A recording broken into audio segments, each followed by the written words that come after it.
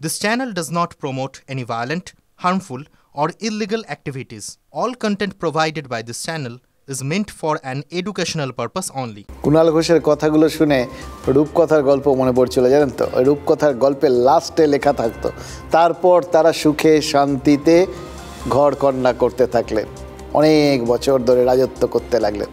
And they lived happily after. গত পরশু মমতা বন্দ্যোপাধ্যায় আর অনুব্রত মণ্ডল দুজনেই বোলপুরে ছিলেন। 3 কিলোমিটারের দূরত্ব ছিল জাস্ট, কিন্তু তাদের দেখা হয়নি।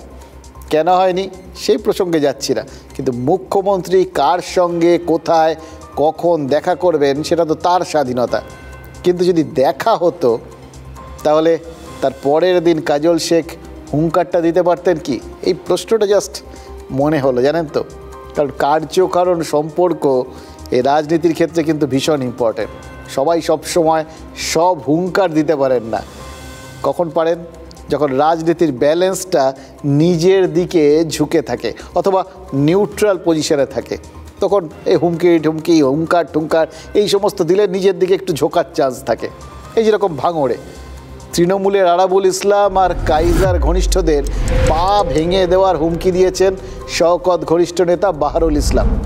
সবাই তৃণমূলের অবশ্য, এটা অভ্যন্তরীণ ব্যাপার, কিন্তু এটা ভাববেন না যে এটা মনে হচ্ছে একটা ফ্রেন্ডলি কনভারসেশন হচ্ছে। হতেও পারে, হয়তো বন্ধুত্বপূর্ণ আচরণ বা বন্ধুত্বপূর্ণ কথাবার্তা ওখানে এরকমভাবেই হয়। এক একটা জায়গার এক এক রকম ডায়ালেক্ট থাকে না, সবাই কি আর সব ভাষা জানেন? কিন্তু ভাঙড়ের ভারসাম্যটা নিজেদের দিকে হেলে রয়েছে বলেই তো এই কথাটা বাহারুল বলতে পেরেছেন, তাই তো?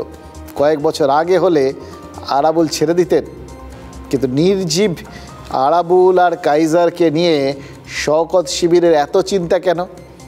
ভয় দেখাচ্ছেন নাকি ভয় পাচ্ছেন, নাকি ভয় দেখিয়ে আরাবুল ঘনিষ্ঠ যে কজন পড়ে আছেন আর কি তাদের নিজেদের দিকে টানার চেষ্টা করছেন? দেখুন, ঘরের ভেতর ঘর হলো মশারি, আর দলের মধ্যে দল হলো গোষ্ঠী। দেখুন, মানে কত কিছু যে ঘটে সেগুলো সব কিছুকে কিন্তু কাকতালীয়ভাবে মিলে গেল বলে বলা যায় না। কিছু কিছু সম্পর্ক হয়তো থেকে যায়। যেরকম কালকে ওই শুনলেন তো বক্তব্যগুলো বাহারুলের, ওটাকে হুমকি কোট অ্যান্ড কোট বলা তো যায়, তাই না? আপনাদেরও শুনে সেরকমই মনে হবে। আর তারপরেই আজ আরাবুল ইসলামের চা চক্রে অতর্কিতে হামলা হয়ে গেল। অভিযোগ খায়রুল ইসলাম অনুগামীদের বিরুদ্ধে। তিনিও আবার শওকত মোল্লার অনুগামী বলে পরিচিত। এবার এগুলোর মধ্যে কেউ যদি কোথাও মানে মনে করেন যে একটা মিল রয়েছে, এটার মধ্যে যোগসূত্র রয়েছে, তাদের কি আর কোথাও গিয়ে এরকমভাবে দোষ দেওয়া যাবে? দেখুন, ভাঙড়ের পরিবেশ যদি এরকম করে রাখা হয় তাহলে কিন্তু একটা জিনিস মেনে নিতে হবে, রাজনৈতিক নেতারা বলে বলে রক্তারক্তির রাজনীতি করছেন। আর তারা যদি রক্তারক্তির রাজনীতি করেন আমাদের সেটাই দেখাতে হবে, তখন আবার লোকে ভাববেন আমরা বাংলাকে বদনাম করছি। দেখুন, ভালো কাজ করলে ভালো কাজের কথা বলবো, আমরা কি দেখাবো না? আমরা তো দেখাতেই চাই। এই যে পশ্চিম মেদিনীপুরের জেলা প্রশাসন একটা অসাধারণ প্রশংসনীয় কাজ করে দেখালো। বানভাসী এলাকার থেকে 362 জন প্রসূতিকে তারা উদ্ধার করেছেন।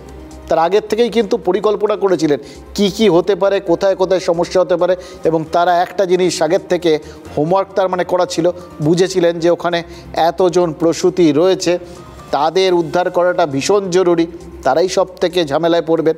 তাদের উদ্ধার করেছেন তারা। সাপে কাটা 152 জনের চিকিৎসার ব্যবস্থা করেছেন।